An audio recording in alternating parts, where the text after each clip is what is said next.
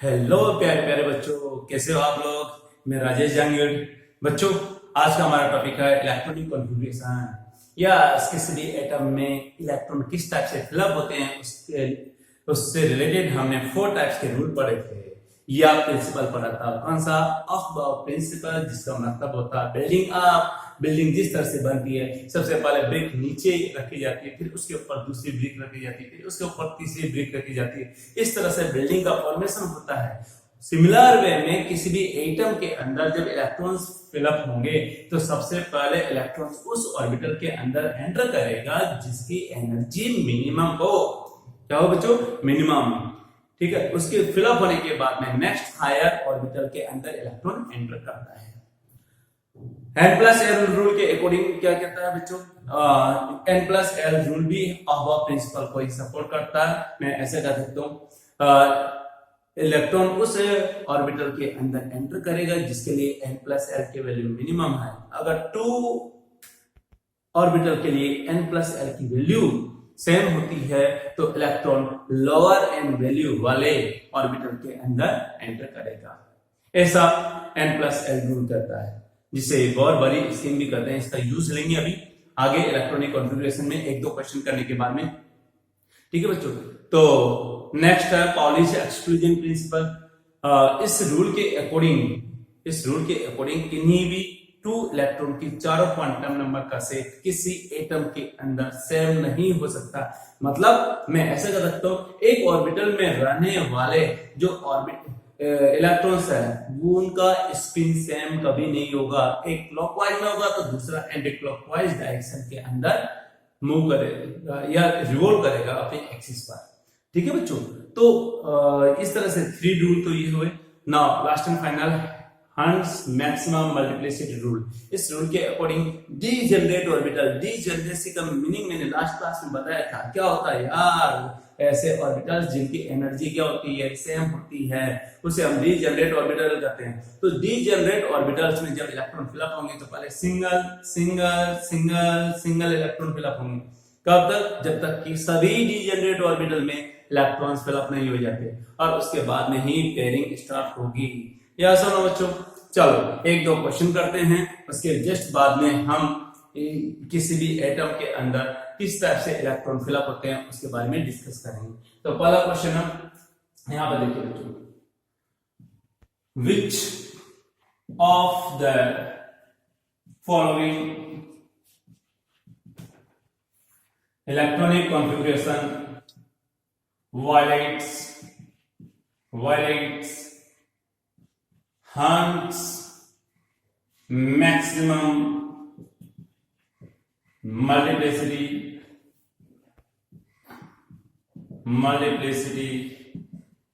Rule. Option में आपको दिया हुआ बच्चों, यहां पर आपका 2s, उसके बाद में, ठीक है बच्चों, यहां पर 2p, ये आपका होगा। बी वाला केस मल्टीपल चॉइस इसके अंदर हो सकता है 2s, उसके बाद आपका होगा 2p2, ये 2p3 था।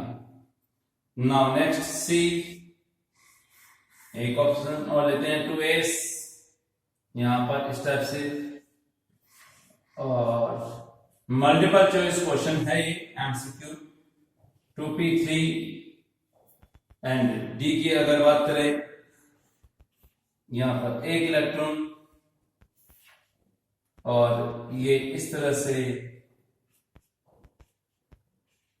2p4, ये 2s1, हम ऐसा कर सकते हैं। क्या बच्चों? ये आपका 2s1, जितने इलेक्ट्रॉन फिलअप होंगे इस तरह से हम इसको लिख सकते हैं।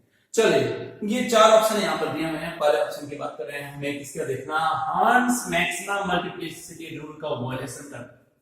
मतलब वायलेशन का मतलब क्या होगा बच्चों? उसका फॉलो नहीं करता, उसकी अवहेलना करता है। तो चलो यार स्टार्ट करते हैं। यहाँ पर 2s2 2p3 में देखते हैं, या सबसे पहले इसकी बात करते हैं 2s2। 2s2 क्या पूरा बराबर, बिल्कुल सही बात है कि एक का क्लॉकवाइज दूसरे का एंटी क्लॉकवाइज स्पिन है, यस ये तो ठीक है। लेकिन इसकी बात करते हैं, यहाँ पर आपने देखा दो इलेक्ट्रॉन तो क्लॉकवाइज में है और तीसरा इलेक्ट्रॉन है वो एंटी क्लॉकवाइज में है। मैक्सिमम मल्टीप्लिसिटी रूल के अकॉर्डिंग सिमिलर स्पिन के अंदर भी इलेक्ट्रॉन एंटर होने चाहिए बच्चों। क्या होगा, सिमिलर स्पिन, यहां पर स्पिन क्या हो गया, डिफरेंट आ गया स्पिन, इसलिए ये हंस मैक्सिमम मल्टीप्लिसिटी रूल का फॉलो नहीं करेगा।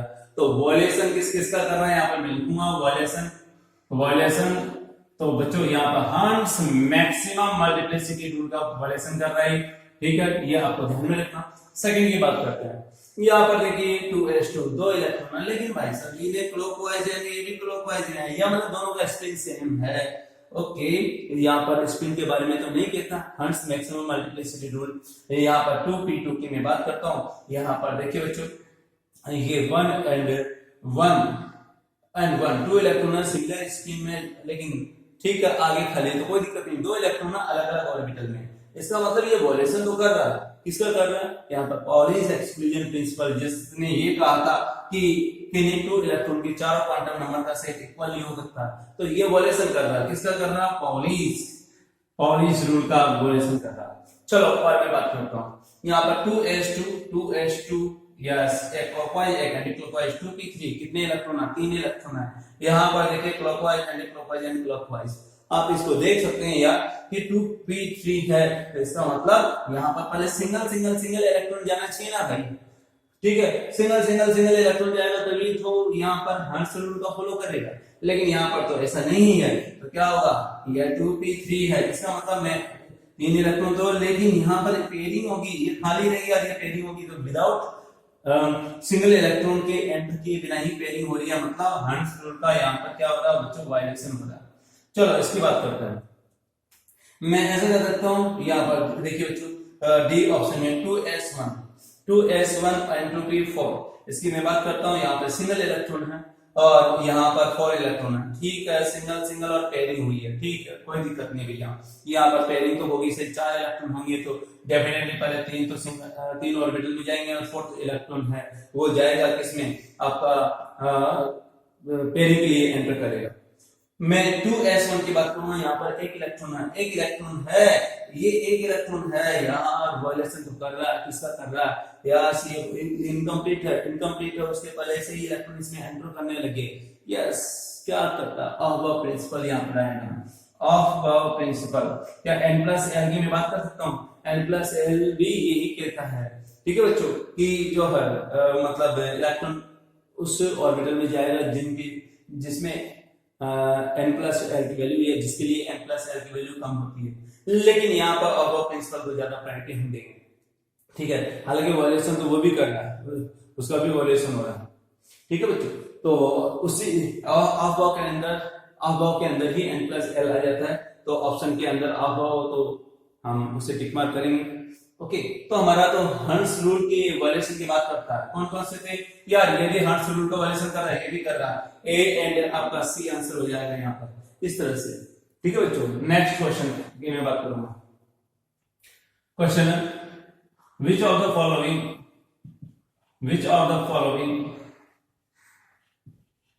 इलेक्ट्रॉनिक कॉन्फ़िगरेशन EC, यहाँ पर लिखूंगा E.C electronic configuration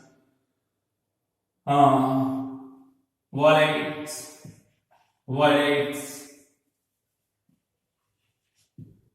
Pauli's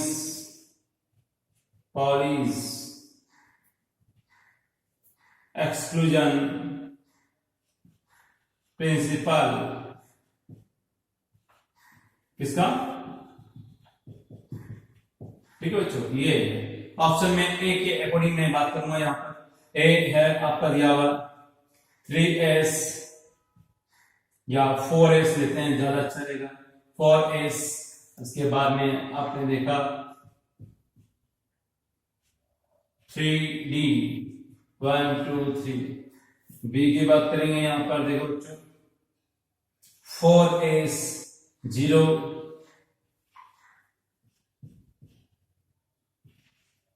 1 2 3 4 5 and ये आपका हो गया 6, 3d6। ठीक है, नेक्स्ट सी की बात करते हैं। 4s2 d ऑर्बिटल, यहां पर 5 होंगे। ठीक है बच्चों, नेक्स्ट ये आपका हो गया 3d6 और डी ऑप्शन है आपका, एक और बना देते हैं यहाँ 4s2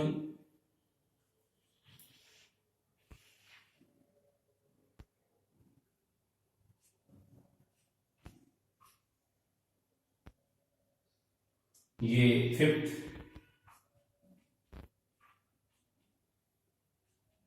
ठीक है, ये 3d6 आपका हो गया।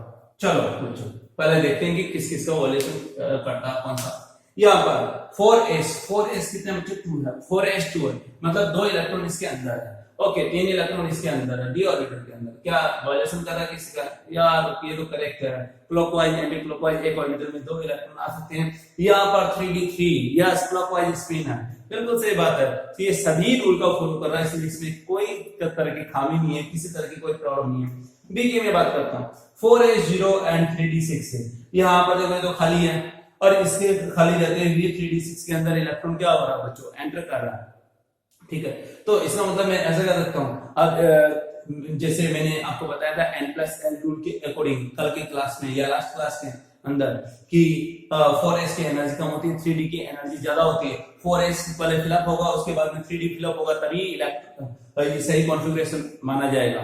ओके, रूल के अकॉर्डिंग। लेकिन यार यहाँ पर देखो खाली है, इसका मतलब इसका अबव प्रिंसिपल का वॉल्यूशन कर रहा है। लेकिन यहाँ पे तो मुझे किसका बताना, पॉलिश का बताना। चलो ये हमारे काम का नहीं है, यानी ये भी हमारा आंसर नहीं है, ये भी हमारा आंसर नहीं है। ठीक है, यहाँ पर देखिए 2 इलेक्ट्रॉन, एक क्लॉकवाइज एक एंटी क्लॉकवाइज। यहाँ पर देखिए कितने इलेक्ट्रॉन है, 6 इलेक्ट्रॉन है, सभी का स्पिन पैरेलल है। लेकिन यहाँ पर देखो बच्चों गड़बड़ हो चुकी है। क्या गड़बड़ होगी है? यहाँ पर दोनों का स्पिन है वो क्लॉकवाइज में है या सिमिलर स्पिन में है। तो ऐसी सिचुएशन में हम करेक्ट आंसर ये बोलेंगे, क्योंकि पॉलिंग इसी के बारे में बताता। यस, यहाँ पर क्या कुछ गड़बड़ है क्या?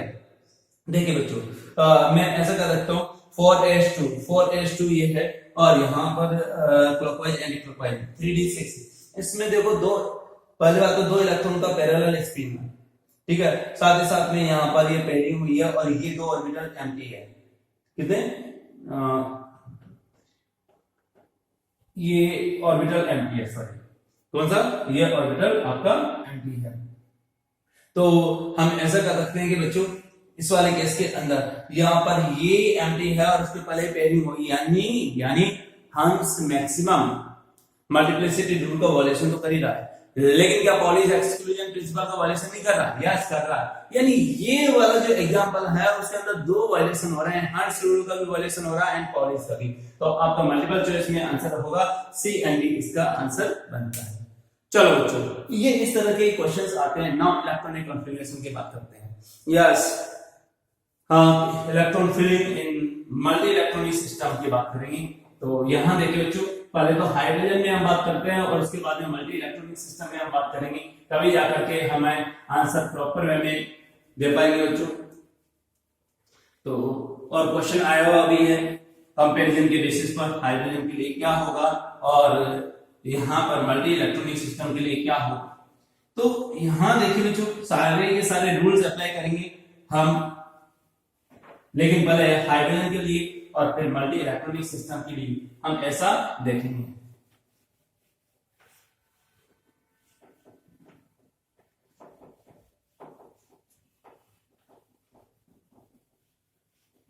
लास्ट की क्लास में मैंने डिजेनरेट ऑर्बिटल के बारे में बताया था कि हाइड्रोजन के लिए क्या होगा एंड इसके लिए क्या होगा, या मल्टी इलेक्ट्रॉनिक सिस्टम के लिए क्या होगा, ये हमने देखा था। चलिए स्टार्ट करते हैं यार। सबसे पहले स्टार्ट करते हैं फॉर हाइड्रोजन।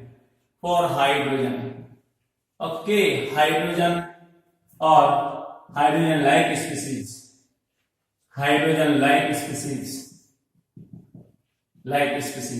बच्चों हाइड्रोजन लाइक स्पीसीज क्या होती है? सिंगल इलेक्ट्रॉनिक स्पीसीज होती है। ओके, एक इलेक्ट्रॉन प्रेजेंट होगा। क्या होगा यार? एनर्जी वर्सेस का ग्राफ अगर ड्रॉ करें, एनर्जी वर्सेस, यहां पर आपका हो जाएगा ठीक है, ये मैं यहाँ पर ऑर्बिटल्स लिखते जाऊंगा। चलो बच्चों, ये क्या होगा आपका 1s आपने देखा, यानी फर्स्ट सेल के अंदर 1s प्रेजेंट रहेगा, इसकी एनर्जी मिनिमम होगी। फिर 2s एंड 2p की एनर्जी आपस में बराबर होती है, याद है ना आपको। फिर 3s 3p 3d की एनर्जी आपस में इक्वल होती है, 3s 3p 3d की एनर्जी सेम होगी, ये आपको ध्यान में रखना है। 4s क्या होगा बच्चों, 4s 4p 4d and 4f इनकी एनर्जी इक्वल होगी, 4p 4d एंड 4f। लेकिन ऐसा क्या मल्टी इलेक्ट्रॉनिक सिस्टम में होता है? यस, ये जो ऑर्बिटल्स है इनकी एनर्जी होगी वो इस तरह से हाइड्रोजन लाइक सिस्टम में इनकी मतलब इंक्रीज होगी। 1s की एनर्जी मिनिमम होगी, फिर सेकंड सेल वाले ऑर्बिटल की, फिर थर्ड सेल, फिर फोर्थ सेल, फिर फिफ्थ सेल, इस तरह से एनर्जी बढ़ते जाएगी। ओके, ना यहाँ पर मल्टी इलेक्ट्रॉनिक सिस्टम के लिए बात करते हैं, इसके लिए multi electronic system, multi electronic system. अब आपने देखा यार मल्टी इलेक्ट्रॉनिक सिस्टम कौन कौन से, जितने भी एटम्स हैं जो भी नेचर के अंदर है, हाइड्रोजन के अलावा या हाइड्रोजन एंड किसी आयन के अलावा मल्टी इलेक्ट्रॉनिक है, क्योंकि आयन में एक इलेक्ट्रॉन हो सकता है। ठीक है, तो मैं ऐसा कहूंगा कि यहाँ पर एक इलेक्ट्रॉन वाली स्पीसीज को छोड़ करके सभी मल्टी इलेक्ट्रॉनिक स्पीसीज हो गए। किस तरह से यहाँ पर हम इलेक्ट्रॉनिक कॉन्फ़िगरेशन देखेंगे बच्चों। सबसे पहले अब फिलिंग का भी वे बताऊंगा मैं यहाँ पर। तो सबसे पहले मैं यहाँ पर लिख रहा हूँ बच्चों 1s, थोड़ा सा मैं इस तरह से मैं लिखता हूँ, छोटा लिखना पड़ेगा। यहाँ पर ये 1s, ये आपका 2s, सारे के सारे रूल यहाँ पर फॉलो होंगे। आपने देखा था n+l ऑफ अ प्रिंसिपल, ये सभी के सभी हम यहाँ पर यूज करेंगे।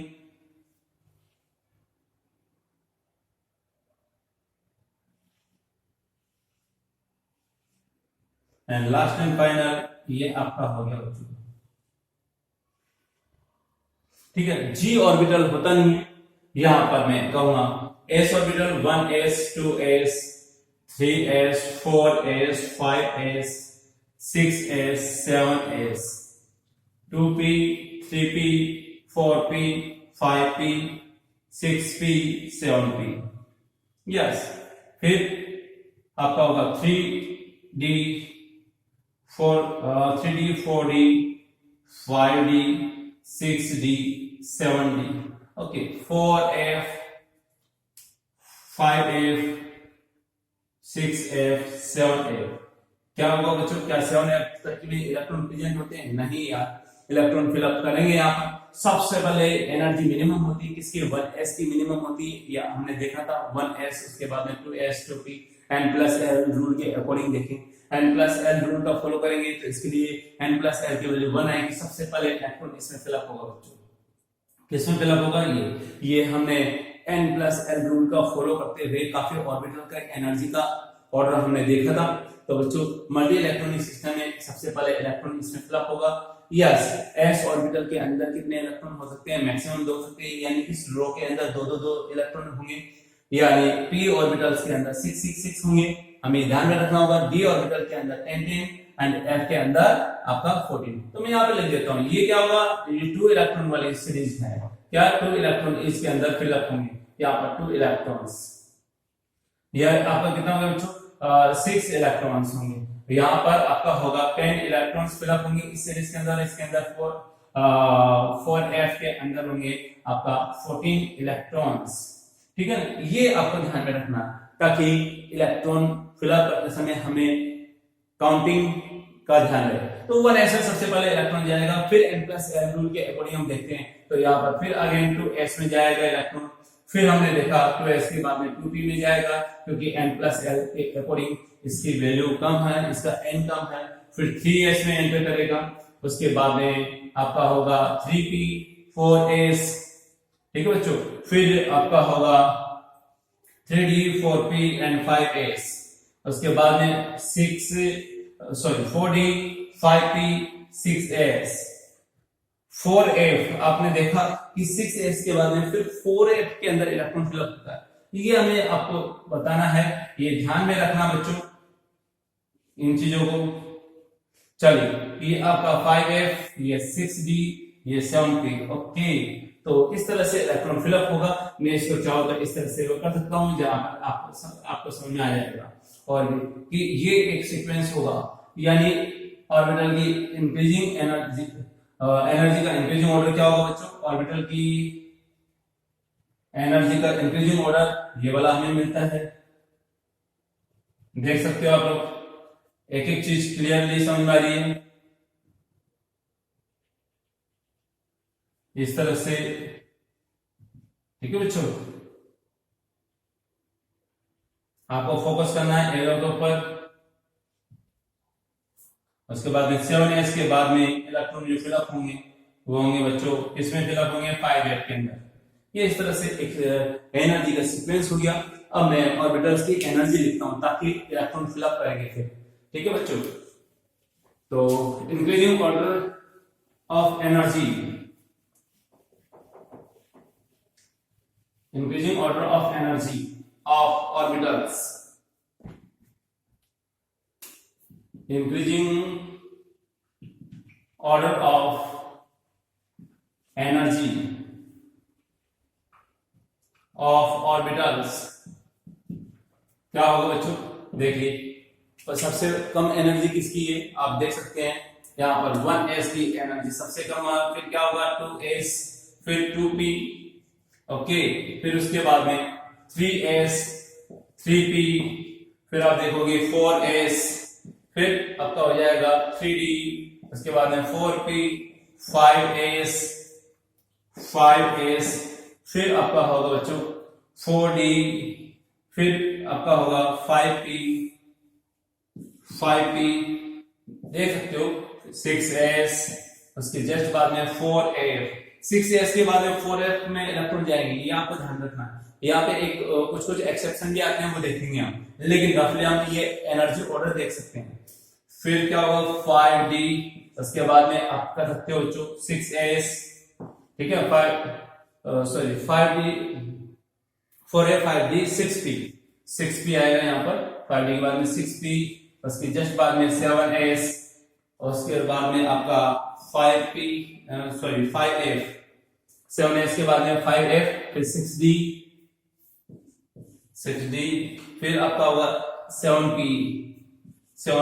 ओके बच्चों, बस इस तरह से ये एनर्जी का सीक्वेंस है।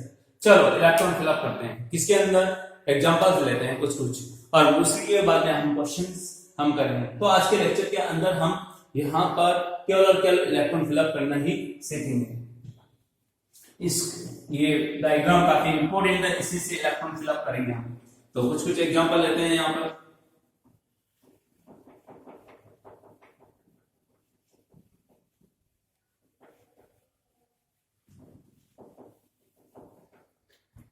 सबसे पहले एग्जांपल लेते हैं बच्चों, यहाँ पर हम लेते हैं कार्बन 6, क्योंकि ये काफी इंपॉर्टेंट है। 6 क्या होगा बच्चों? 6 इलेक्ट्रॉन है, तो 6 इलेक्ट्रॉन किससे फिलअप होंगे? कार्बन के अंदर 6 है, यानी पहले इसके अंदर 1s में इलेक्ट्रॉन जाएंगे। कितने जाएंगे? 2 इलेक्ट्रॉन, जो कि मैंने लिखा हुआ। तो आपका हो जाएगा इलेक्ट्रॉनिक कॉन्फ़िगरेशन 1s2। क्या होगा बच्चों? 1s2। ठीक है, उसके जस्ट बाद में हम लिखेंगे 2s2। 2s2 क्यों बोला मैंने यहाँ पर? आपने देखा कि 2 इलेक्ट्रॉन इसके अंदर एंटर करेंगे 1s2, जस्ट बाद में एनर्जी इसकी ज्यादा। उसके बाद में p, यानी कितने इलेक्ट्रॉन इसके अंदर एंटर करेंगे? Remaining 2 electron, 2p2। बच्चों आपने देखा कि हीलियम का जो कॉन्फ़िगरेशन है, हीलियम वो होता है 1s2, और ये एक तरह की नॉर्मल गैस होती है जिसके बारे में हम पढ़ेंगे। ठीक है बच्चों, हीलियम में। तो यहाँ पर 1s2 की जगह हीलियम भी लिख सकते हैं। तो कार्बन 6 इज इक्वल टू, यहाँ पर देखो क्या होगा बच्चों?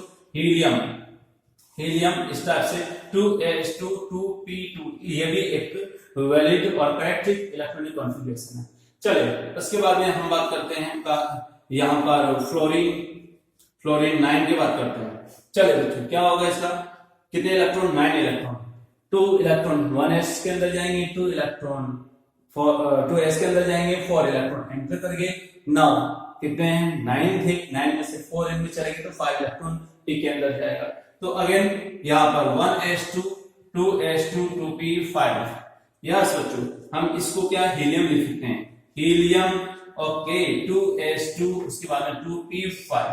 चलो बच्चों, नाउ नेक्स्ट लेते हैं हम फास्फोरस की बात करते हैं। फास्फोरस 15, आपने देखा यार फास्फोरस का क्या होगा, 15 इलेक्ट्रॉन, 1s2, 2s2, 2p6, यहां तक 10 इलेक्ट्रॉन हो गए। देखो 2 2 4 और 6 10, लेकिन 15 है तो अभी 5 इलेक्ट्रॉन और भेजने। 3s2, 3p3, तो यहां पर रखोगे 1s2, 2s2, 2p6, 3s2, 3s2, 3p3। Okay बच्चों, ये आपका हो गया। यहां पर आपने देखा यार ये वाला जो कॉन्फ़िगरेशन है वो नोबल गैस यानी लेस एक्टिव गैस है, उसका कॉन्फ़िगरेशन है जिसे हम नियोन कहेंगे। तो यहाँ पर ये नियोन के इक्वल हो जाएगा, क्योंकि नियोन का एटॉमिक नंबर 10 होता है। तो आप देख सकते हो यहाँ पर नियोन, उसके जस्ट बाद में क्या होगा 3s2, 3p3। इस तरह से हम देख सकते हैं। ये डायग्राम काफी इंपॉर्टेंट है, इसी से हम काफी सारे क्वेश्चन सॉल्व करेंगे। चलिए क्लोरीन का इलेक्ट्रॉनिक कॉन्फ़िगरेशन देखते हैं। क्लोरीन काफी यूज में आता है बच्चों।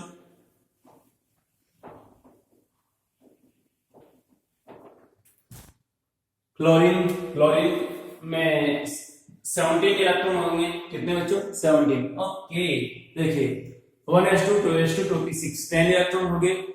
3s2 12 हो गए, लेकिन 17 से तो 5 इलेक्ट्रॉन किसमें जाएंगे, 3p के अंदर। तो आप देख सकते हो 1s2, 2s2, 2p6, 3s2, 3p5। इस तरह से देख सकते हैं। ये वाला नियॉन वाला कॉन्फ़िगरेशन है। तो और इस तरह से लिख सकता हूं, और नियॉन 3s2, 3p5। तो बच्चों ये आपका मैं कह सकता हूं, ये तो आप जब इलेक्ट्रॉन इसके अंदर जाएंगे कंप्लीट रिफिल हो जाएगा। तो ये हीलियम का कॉन्फ़िगरेशन है, ये नियॉन का कॉन्फ़िगरेशन है, ये ऑर्गन का कॉन्फ़िगरेशन है। मतलब 3p6 जैसे होगा वैसे और ऑर्गन का कॉन्फ़िगरेशन आ जाएगा। ठीक है, 4p6 जैसे होगा वैसे ही क्या होगा, पेप्टोन का कॉन्फ़िगरेशन आ जाएगा। 5p6 होगा तो जीनोन का आ जाएगा। फिर क्या आ जाएगा बच्चों, 6p6 आएगा तो रेडोन का आ जाएगा। ओके, और 7p6 होगा तो अनन ऑक्टियम का आ जाएगा। तो इस तरह से हम यहाँ पर देखेंगे। नाउ नेक्स्ट यहाँ पर मैंगनीज का आपका 25 है बच्चों, रखो यहाँ पर क्या होगा। अगेन मैं ऐसा कर सकता हूँ कि 25 है, 25 में 18, क्योंकि इसके जस्ट पहले वाला नोबल गैस होगा 18 वाला होगा। तो मैं ऐसे लिख सकता हूँ 1s2, 2s2, 2p6, 3s2, 3p6। ये तो आपका कॉन्फ़िगरेशन हो गया नियॉन का। नाउ 4s2, 20 इलेक्ट्रॉन हो गए। ठीक है बच्चों, ये तो 18 हो गए, 18 to 20, लेकिन अभी 5 है, किसमें जा रहा है यार, 4s2 के बाद में 3d में जा रहा है। तो क्या होगा 3d5। इस तरह से हम ले सकते हैं, इसे ऐसे भी लिख सकते हैं। ऑर्गन क्या होगा 4s2, 3d5। Okay, now next एक और लेते हैं हम, कौन सा, सेलेनियम 34 लेते हैं। क्या बच्चों, सेलेनियम 34। तो ये आपका है यहाँ पर 34 है। इससे जस्ट पहले वाला नोबल गैस कॉन्फ़िगरेशन कौन सा बच्चों, ऑर्गन ले लेते हैं 18, क्योंकि उसके जस्ट बाद तो आपका केटोन आएगा 36 आएगा, लेकिन ये तो 34 है। तो मैं यहाँ पर लिख सकता हूँ अगेन ये वाला पोर्शन तो एज इट इज लिखेंगे 1s2, 2s2, 2p6, 3s2, 3p6, ये तो ऑर्गन वाला हो गया। नाउ 4s2, 3d10, जैसे 4s2, 3d10 होते हैं 18, तो ये हो गया 18 to 20, 20 and 10, 30, लेकिन 34 चाहिए। तो बच्चों 4p क्या हो जाएगा, 4 आ जाएगा। मैं इसको क्या लिख सकता हूँ बच्चों, ऑर्गन, अगेन ऑर्गन, फिर उसके बाद में 4s2, 3d10, 4p4। इस तरह से हमने काफी सारे एग्जांपल देखे। नेक्स्ट क्लास में अभी और एग्जांपल देखना और इससे रिलेटेड क्वेश्चन प्रैक्टिस करेंगे। ठीक है, तो इलेक्ट्रॉनिक कॉन्फ़िगरेशन पार्ट सेकंड का में हम क्वेश्चन प्रैक्टिस से करेंगे, काफी सारे उसे देखेंगे। Thank you.